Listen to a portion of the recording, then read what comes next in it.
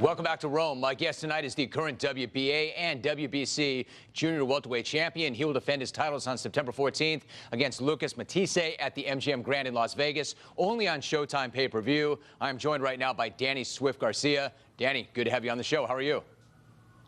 I'm doing great. Training's going well. Thanks for having me on. I really appreciate it. Yeah, it's good to have you. Thanks for doing it. All right, so of course, styles always make fights. How do you see this fight going? You know, I'm fighting a strong fighter. He's aggressive. He's strong. I just got to be smart and adapt, make adjustments in the fight. But the fight, you know, it should be all fireworks. You know, he's tough, he's strong, he's got good punching power. Your father, who trained you, was saying recently he thinks it's going to be the easiest fight of your career. Is that the way you're approaching it, and is that the way you see it?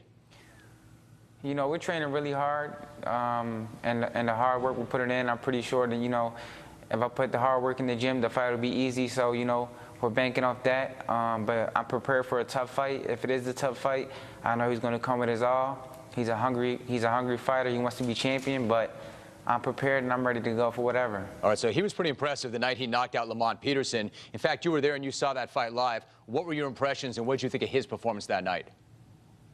You know, it was a good performance. He beat a good fighter. He beat a good champion.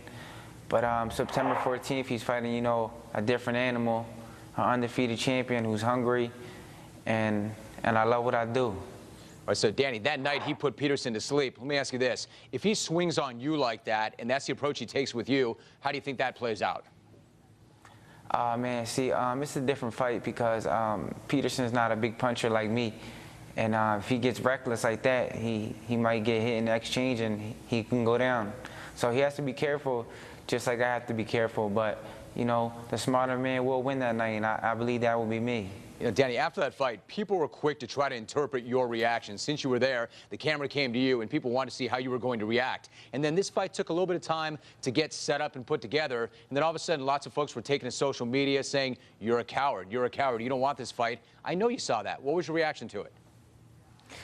You know, it was a good knockout. As far as people are saying how I was supposed to react, I don't know how I was supposed to react because, you know, I can't jump around. I can't be happy for him, so I just got to look.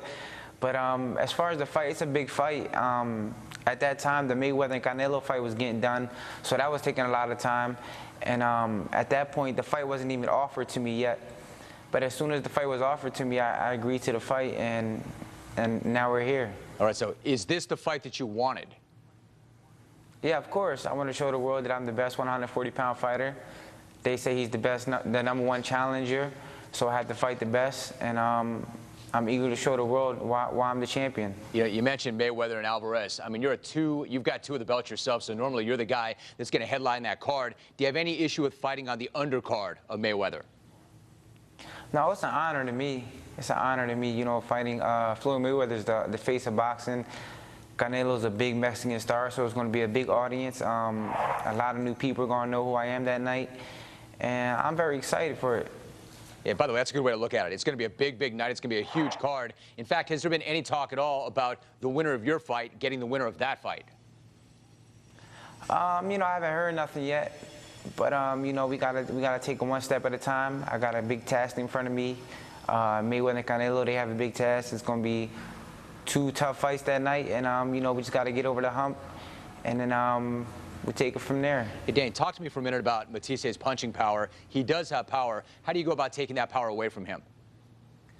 You know, he has power, but you got to find a way to work that power against the champion. You know, this is already my 5th championship fight. I faced adversity before. I've been cut before. You know, I've been 12 rounds. So, you know, it takes more than just power to win a world title. And I'm gonna show it September 14th. Dane, talk about the adversity you faced when you went into Zab Judah's hometown and fought him there. How challenging was that night? Oh, it was really challenging because I was the champion, and you know, he was in his hometown, and he was, you know, he had the crowd on his side.